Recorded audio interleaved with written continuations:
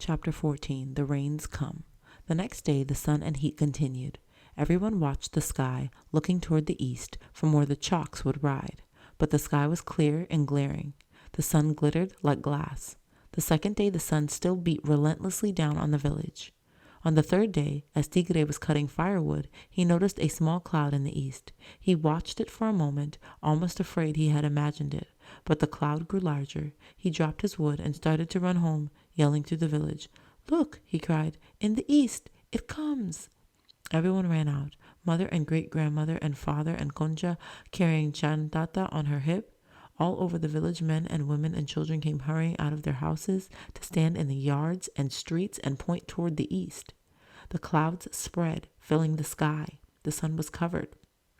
Some people were laughing, some crying, boys and girls shouting, "The chalk, the chalk!" Thunder sounded in the distance. Lightning broke through a cloud. Wind came up. Trees bent. A palm frond fell with a crash. The sprinklers were riding high and fast on their unseen horses, emptying their water gourds. The kunkka chak rattled his thunder gourd and brandished his lightning over the bush. Nearer came the rain. The people could hear it crashing in the distance on the bush. Nearer, nearer, pounding into a parched cornfields, sweeping across the bush. Driven by wind came the rain. The chalks! Then the rain fell. Like an avalanche, it landed on the thatched roofs of the houses.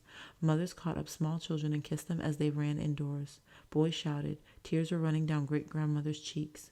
Tigre stood in the yard and lifted up his face, feeling the rain on the corn.